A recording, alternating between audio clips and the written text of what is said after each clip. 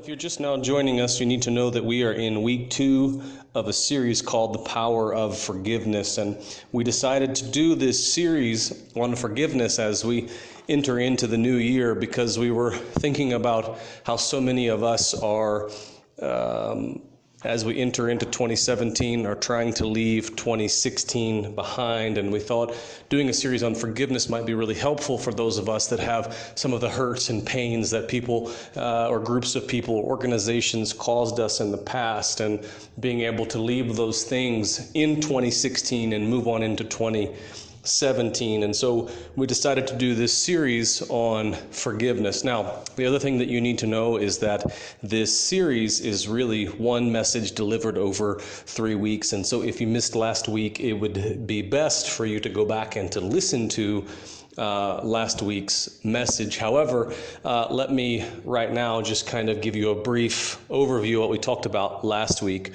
What we said last week is we were trying to answer the question of why. Why should I forgive someone who wronged me? And of course, the church answer, the very religious answer, is to say that, well, you should forgive because Jesus forgave you, or that because the Bible says to forgive. Now, while both of those things that are true, what we said last week is I wanted to kind of give you a very base level reason for forgiving someone, and that simply is because that it's in your best interest. And what we saw last week is that actually the longer that you refuse to forgive, the more control that it has over your life, that bitterness, that anger can actually take over your life and become a thing that actually defines you and defines who you are. And so the longer that you hang on to that, the more control that thing has over your life. And what we said is, haven't you really given them enough? That person that harmed you, that group that wronged you, haven't you given them enough power? Haven't they taken enough from your life? And wouldn't it be better to just be able to forgive? Because the longer that you refuse to forgive, the more control it has over your life. Now, we did talk about one barrier at the end of last week that might cause us not to forgive, and that is that we feel like, when we forgive somebody, we're just kind of letting them off the hook. We're letting them get away with something that, and so one principle that I gave you as we closed out last week's message was simply that forgiveness doesn't free the offender from guilt. It frees you from your bondage. Forgiveness doesn't free the offender from guilt. It frees you from your bondage. And so that's where we left off last week. And this week, we're going to continue on this topic of forgiveness. Most of you know that I have 5 kids, all of them girls. And with raising 5 kids, I've learned a lot. I've learned a lot being a father. And as I've been raising these girls, one thing that I've realized about kids is that they care a lot about fairness, that they want everything to be fair all of the time. And so if you give one child something, the other girls will come running in, and of course they all want the same thing. And then if you give them also, they will even begin to count. Like one time I gave G-nuts to one of my girls. All the other girls came running in, and they also demanded to have G-nuts. And so then I had to give them all G-nuts, but then they actually began to count the G-nuts to make sure that all of them had the same number of G-nuts. Just the other night we were having dinner and I bought the girls soda, and I don't normally buy the girls soda, but this night I decided that I would allow the girls to have soda. And so one of the girls had convinced me while we were in town to buy sodas for dinner, and so I bought all of the girls soda, but I forgot to buy myself a soda. And so as we sat down for dinner, my wife is drinking soda, the kids are drinking soda, and for me I have nothing to drink. And so I reached over and I grabbed the soda of the girl who is next to me, Kyle, my second born, and I took a sip of her soda. And immediately she looked at me, she goes, hey, you didn't take a sip of anybody else's soda. That's not fair. And so I looked at her and I said, Kyle, don't worry. I'm sure I'll be thirsty again, and I'll get up and I will take a sip of others of your sisters' sodas. As the whole dinner went by, and then later we were watching TV, and I didn't take any soda from any of the other girls. And suddenly, toward the end of the show that we were watching on TV, Kyle realized that I had not taking anybody's soda. And so she said to me, "Hey, Dad, that's not fair. You never took a sip of anybody else's soda." And so I actually had to get up off the couch where I was sitting and move around the room and take soda from the other girls so that Kyle would be satisfied that everything was fair. She not only wants things to be fair in when I'm giving things out, but if I'm taking things away, they want to make sure that everything is fair, that I even take the same amount of things away from the other girls. And then I realized, yes, they care a lot about fairness, but I also realized that they're hypocrites. I realized that they only care about things being unfair when that unfairness doesn't work in their favor. When things are unfair but they're in their favor, then they suddenly don't care about fairness anymore. I realized that I'm raising little hypocrites, that they only care about things being fair if it's not in their benefit. But if the unfairness is in their own benefit, then they don't care about things being fair. The other day, my firstborn came into our bedroom, and her mom offered her, she came in and actually she asked for one of her mom's private candies, one of her personal chocolates, and my wife decided to let her have one. But before Kana took that chocolate, she went and she closed the bedroom door so that none of her sisters would see that she was having one of mom's chocolates. She didn't care about it being fair at that point. Things weren't fair. Things weren't even. She didn't care about things being fair because the unfairness worked in her favor. I realized I'm raising little hypocrites. And then I realized that we're all hypocrites. That we all only care about things being fair if it's not in our favor. If things are against us, if the unfairness is not in our favor, or if the unfairness, what I realized is that if the unfairness is in our favor, then we don't care about things being fair, right? Let me give you an example. You guys know, you may, the power company can cheat you a lot if you're not very careful. And some years back, when we had first moved into this home, our power bill, our electricity bill was very high. And I began to try to figure out why our electricity bill was so high. I talked to the guest house, and they have more rooms and more people, and their electricity bill was lower than ours. And so it didn't seem right.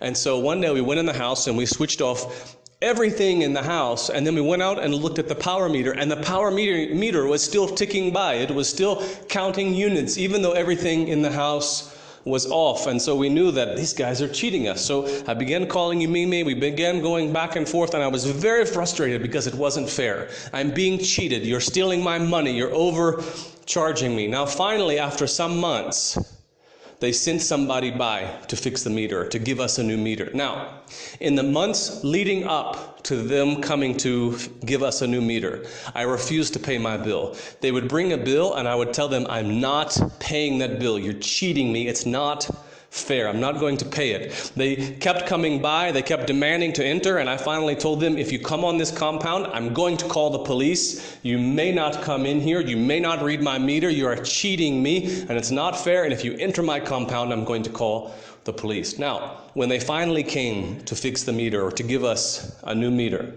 the guy put on the new meter, and then here's what he told me. He said, now, this reading is not right. They have overcharged you, so here's what I'm going to do. I'm going to scrap it off. I'm going to put your meter back at 0, and you don't pay any money from the past 3 months. Now, before I was very angry, right? Things were not fair. I was very upset. I wasn't going to pay my bill because they weren't treating me fairly. Now, this guy offers to scrap off the bill completely. Not only am I not having to overpay, I literally don't have to pay anything at all. Now, I want you to get this, because it's not fair. It's not fair to the power company. They are taking a loss on my account. Now, they offered to do it. But somewhat myself, I had been caring about things being fair. Now, suddenly, I don't care anymore. Here's what I didn't do. When the guy said, here's what we're going to do. We're going to scrap it off. You don't pay anything from the last 3 months. I didn't begin telling him, no. That's not fair. What you need to do is to charge me something I have been using. But please, you charge me something. Let me give you some money. I didn't do that. Why? Because I'm a hypocrite. I care about things being fair when they're against me. When things are unfair against me, I care about it.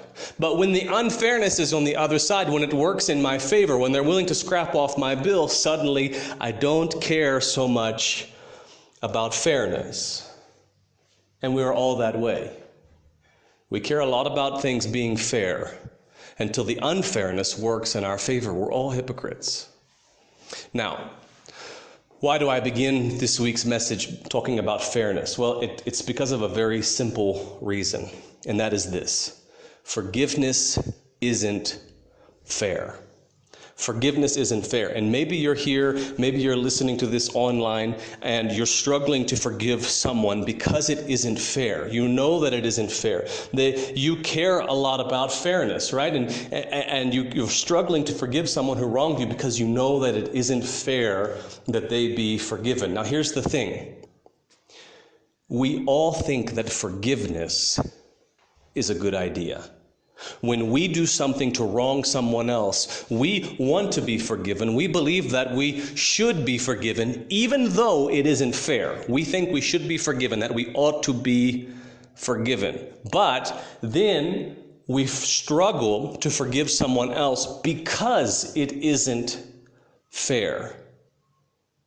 And so this becomes a barrier. This hypocrisy becomes a barrier. We all think that forgiveness is a great idea when we are the ones that need forgiveness, but when we are the ones that have to forgive, we're not so sure it's a good idea.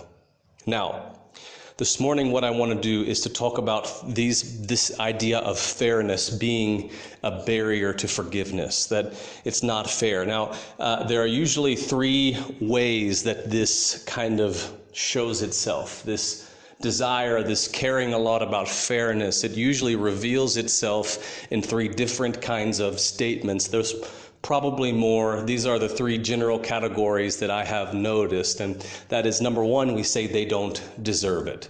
He or she doesn't deserve it. What he did, what they did they don't deserve it. What they did does not deserve forgiveness. The second way is that we say what they did was too bad. I could have forgiven him if he did this, if it was like this, if it was this, and this, but we kind of have this scale, and we say that beyond this point, things on this side of the scale are too bad, they're too much, I can't forgive those things. And then the last statement is this. We say something like, they keep on doing it again and again, or they will keep on doing it again and again. If I forgive them, I enable them to just keep doing the same thing over and over and over.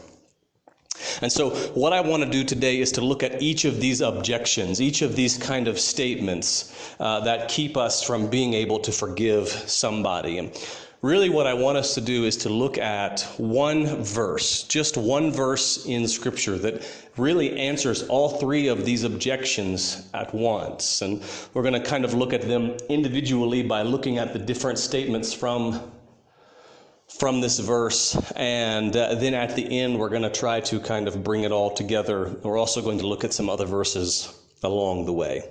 So we're going to begin in Colossians chapter 3. And verse 13. And so if you have your Bibles, you can begin turning there to Colossians chapter 3 and verse 13. And it says this: bear with each other and forgive one another. If any of you has a grievance against someone, forgive as the Lord forgave you. Now, the first statement I want us to look at in that scripture is actually the last one, where he says, forgive as the Lord has forgiven you. Now, I want you to think about the state you are in when the Lord forgave you, the situation that you were in, the state that you were in. You were lost. You were guilty. Look at actually Romans chapter 5, verses 6 through 8. These are verses that you're familiar with, but I want you to read them in in context of thinking about forgiveness. And it says this, Romans chapter 5 and verse 6, you see, at just the right time, when we were still powerless, Christ died for the ungodly. Very rarely will anyone die for a righteous person, though for a good person, someone might possibly dare to die. It's possible, right? It might happen, but that's not the case that we were in. We were not righteous. We were what? That's right, ungodly. We were ungodly. Someone might dare to die for a righteous person, but that's not who we were. Verse 8 says, but God demonstrates his own love for us in this. While we were still sinners, Christ died for us. We were not righteous. We weren't even good. We are not okay people. We are completely lost. We are ungodly. We are sinners. And yet Christ died for us, even though we were completely undeserving. By the way, this is the very nature of forgiveness. We really need to pause here for a moment and talk about this, because the fact that you are undeserving is the very nature of forgiveness. If we could deserve forgiveness, it wouldn't be forgiveness. It would just be called justice. If you could earn it, if you were deserving of it, then it wouldn't be forgiveness. The very fact that you need forgiveness or that someone needs forgiven says that they are not deserving of it, because if they deserved it, then it wouldn't really be forgiveness. It would just be justice. Let me give you an example. Last month, as we were crossing the border from Kenya back into Uganda, we got a bit of a problem at the border, and it's kind of a crazy story, but it's 100% true. As we were crossing the border, I'm there at immigration. I have my passports and documents, and I'm just trying to come back in. And while I'm there at the window, two gentlemen come from behind the other area, and they come out, and they come up to me, and they say, one of them was, by the way, two very big guys. One is in a uniform, the other is in plain clothes, and they come to me and they say, excuse me, sir, you're going to need to come with us. And so I had to leave my family and my kids there at immigration, and they took me into another office. And it was there in that office that they basically accused me of being a spy. Now, I have to give you some background. The very short version is I myself and a friend of mine who's a member here at the church are witnesses to a crime, some ongoing crime that has been going on in this town and some other places.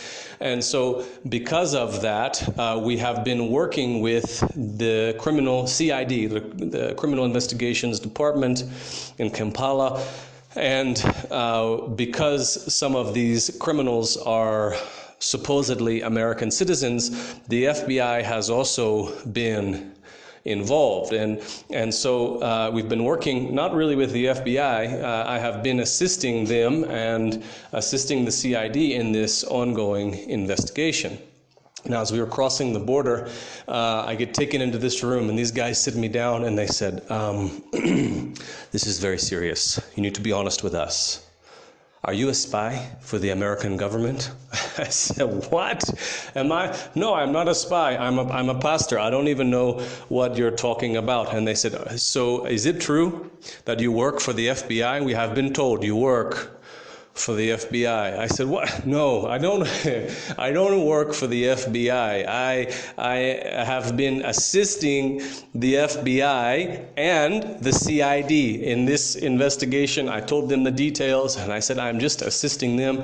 And they said, so you are working with the FBI? No, like as if they were trying to maybe catch me in my words. I said, no, I'm not working with the FBI. I am assisting them, and particularly the CID, your own government's investigative department. I'm assisting them in the ongoing investigation about trying to catch these trying to catch these criminals. And by the way, you have the wrong department. If I was spies are the CIA, not the FBI, the CIA. If the CIA came in your country, you wouldn't know they are even here. They're the ones who are spies. The FBI are investigators. They're not spies. They come in with badges and tell everyone, I'm FBI. And even they're not doing their own investigation. They are assisting the CID in trying to catch these bad guys because they are American citizens. They held me there for some time. They asked me a lot of questions. They kept me there, I don't know, maybe 45 minutes, maybe an hour. All the while, my wife and my kids are outside at immigration having no idea what's going on. Finally, they were satisfied and they let me go. Now, when they let me go, that was justice, right? Not forgiveness. Why? Because I'm not a spy. I don't even work for the FBI. I'm not even working with the FBI. I am just assisting them because I am a witness to these crimes that are going on. And so they let me go. Letting me go is justice. Why? I haven't done anything wrong. Now, if it was forgiveness, what they would have said is, okay, now you're a spy. We have proven that you're a spy, but we forgive you of your crimes and we're letting you go. That's forgiveness, right? But I hadn't done anything wrong, and so that is justice. This is a difference between justice and forgiveness. Forgiveness assumes that there's something which you have done, and so to get forgiveness by its very nature means that you are not deserving of it. It is the very nature of forgiveness. You can't deserve it. You can't earn it. You can't. You don't deserve it. That's the very nature of forgiveness. And the verse says to forgive as Christ forgave you. We didn't deserve it. And then you say, I'm telling you to forgive whoever has harmed you, whoever has hurt you. And you're saying, but Pastor Smooth, they don't deserve it. Of course they don't deserve it. If they deserved it, it wouldn't be forgiveness. Forgiveness isn't fair. That's the very nature of forgiveness. In Matthew chapter 18, there's a parable which you're very familiar with, but I just kind of want to read it to you now. Actually, I want to read the thing in its entirety. And you're very familiar with this passage, but I want you to read it thinking about this context of forgiveness. And we'll begin in verse 23, Matthew chapter 18, verse 23. And Jesus tells this parable. He says, the kingdom of heaven is like a king who wanted to settle accounts with his servants. And as he began the settlement, a man who owed him 10,000 bags of gold was brought to him. And since he was not able to pay, the master ordered that he and his wife and his children and all that they had be sold to repay the debt. And at this, the servant fell on his knees before him, and he said, be patient with me, he begged, and I will pay back everything. The servant's master took pity on him and canceled the debt and let him go. But when the servant went out, he found one of his fellow servants who owed him 100 silver coins. Now, I want you to notice the gap between the debts which were owed. This guy owed 10,000 bags of gold. And the guy who owed him 100 silver coins.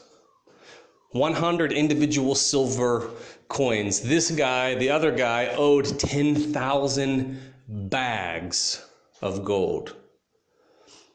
And so he grabbed him and began to choke him, and he said, pay back what you owe me, he demanded. And his fellow servant fell to his knees and begged him, be patient with me, and I will pay it back. But he refused. Instead, he went off and had the man thrown into prison until he could pay the debt. When the other servants saw what had happened, they were outraged, and they went and told their master everything that had happened. Then the master called the servant in. You wicked servant, he said. I canceled all the debt of yours because you begged me to. Shouldn't you have had mercy on your fellow servant just as I had on you? In anger, his master handed him over to the jailers to be tortured until he could pay back all that he owed. Now, I want you to think about that, because there's this huge gap between the debts that are owed.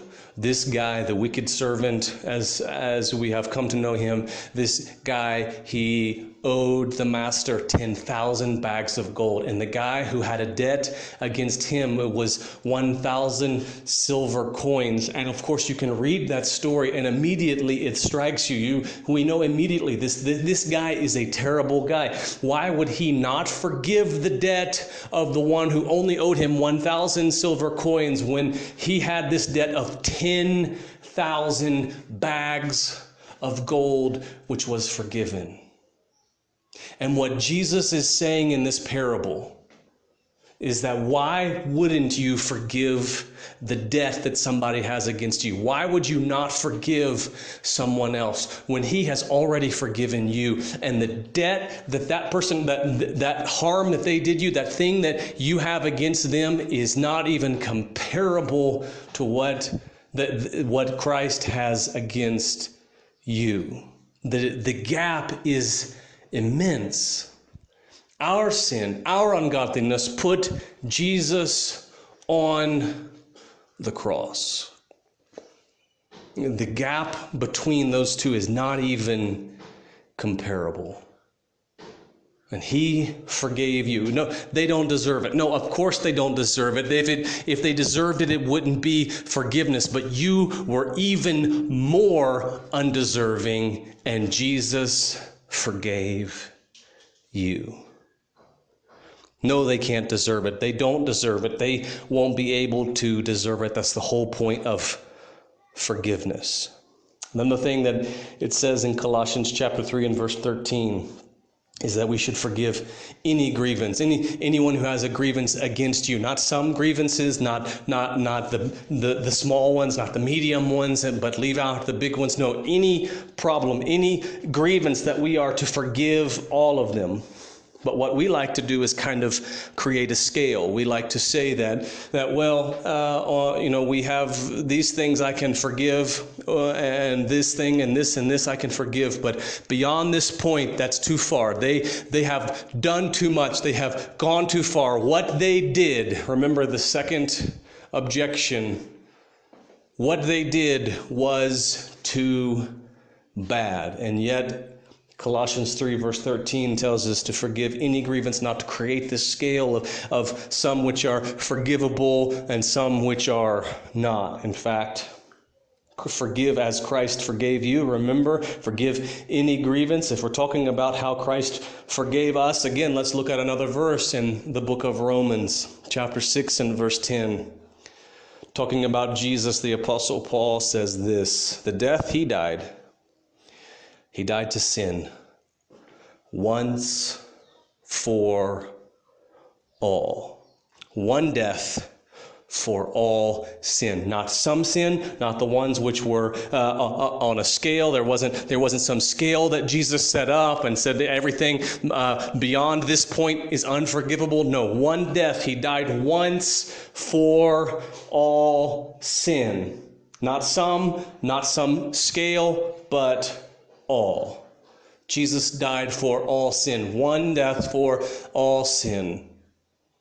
And Colossians 3 says that we ought to be the same, that we forgive any grievance against us, as Christ forgave us. And the last thing I want you to notice is actually the very first part of that verse in Colossians 3:13, and he uses these words. He says, bear with one another. And this is talking about patience.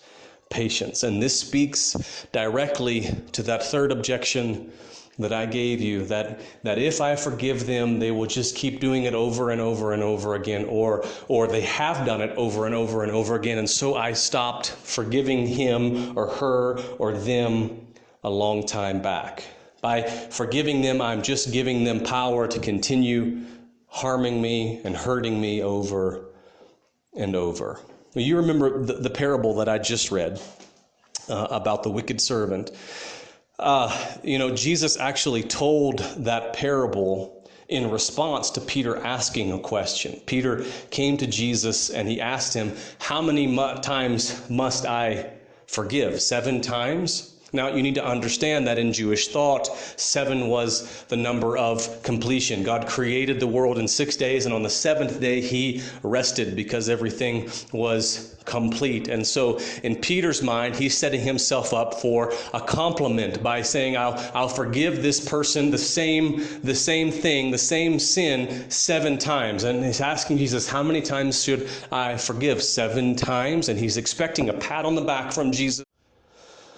And Jesus says to Peter, not 7 times, but 70 times 7. Now, Jesus wasn't asking Peter or you or me to do the math there. What he was saying is, as many times as they sin against you, you continue to forgive them over and over and over and over. There's no limit. There's no limit to it. Now, this is really hard for some of you to swallow, some of you to understand. And the reason is that sometimes we get confused on exactly what forgiveness means, because already some of you have been hurt in ways that I can't even begin to imagine or understand. And already you're already defending yourself against this passage of Scripture and what I'm saying, that maybe I've misinterpreted Scripture, because what you think is, if I forgive that person, that just puts them in the place to hurt me over and over and over again. And that's not what I'm saying, and that's not what Jesus is saying. And the reason you think that's what I'm saying, and that's what Jesus is saying, even though that's not what we're saying, the reason you think that is because you have confused exactly what forgiveness means. We think that, so sometimes we think that forgiveness means that we are giving them the same level of trust and access to our lives that we gave them before they sinned against us, and that's not true. What you need to understand is that there is a vital difference between forgiveness and trust. Okay? Forgiveness is free, but trust is earned. And when someone has wronged you, particularly if they have harmed you in physical ways, what I'm not telling you, and for sure what Jesus is not telling you, is to continue to put yourself in harm's way. That's not what forgiveness means. And the reason we think sometimes that that's what it means is because there is this kind of divine forgiveness that we get from God, where when God forgives us our sin, He acts as if that sin never occurred. He sees us as sinless. He sees us through the lens of His Son, the filter of His Son, and so He sees us as holy. He acts as if that sin never occurred, but that is a divine forgiveness, which is a completely different thing from human to human forgiveness. And so you need to understand there's a difference between forgiveness and trust. Forgiveness is free. When someone wrongs me, I forgive them. I let go of the bitterness and the anger and the hatred, and I don't hold it against them. I forgive their debt, their sin against me. But it doesn't mean that I trust them, right? There was a guy who was a member of our church some years back, and he asked to borrow my wife's guitar. It was her favorite guitar. It's the first guitar she ever owned, and it meant a lot to her. We allowed this guy to borrow it, and then he never returned it. As we tried to get a hold of him, he wouldn't answer his phone. He wouldn't call us back. And what we knew is that guitar is probably gone.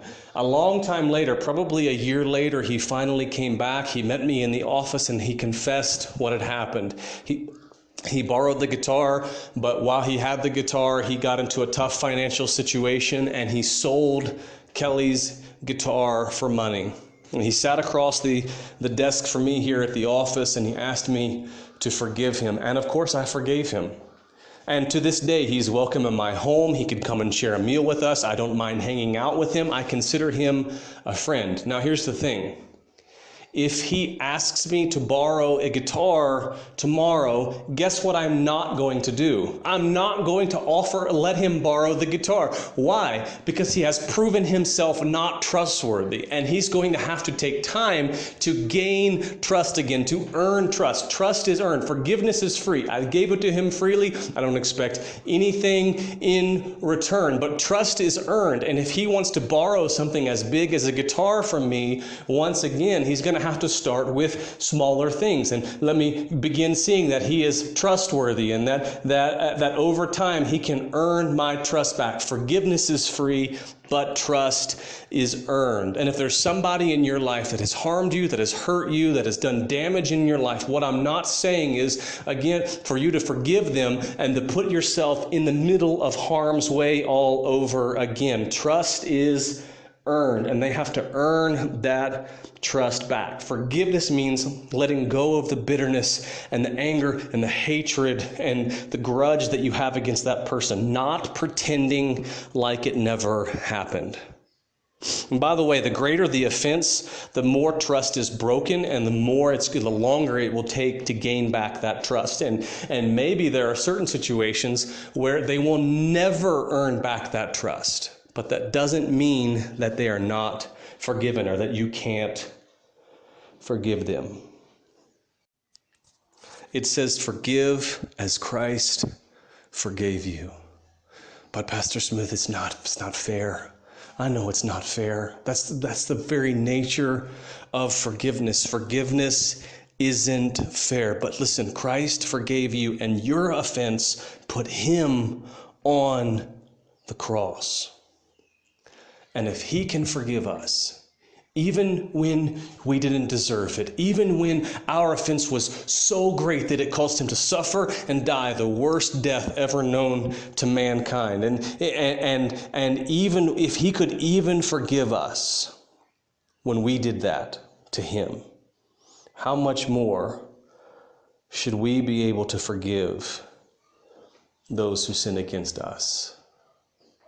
He continues to forgive us, right? Over and over and over. We fail over and over and over. I don't know about you, but for me, I fail on almost a daily basis. But he forgives me over and over and over. There's no limit to his grace. There's no limit to his forgiveness. We can forgive. Forgiveness isn't fair. But if Christ forgave us, then we can also forgive those who have wronged us.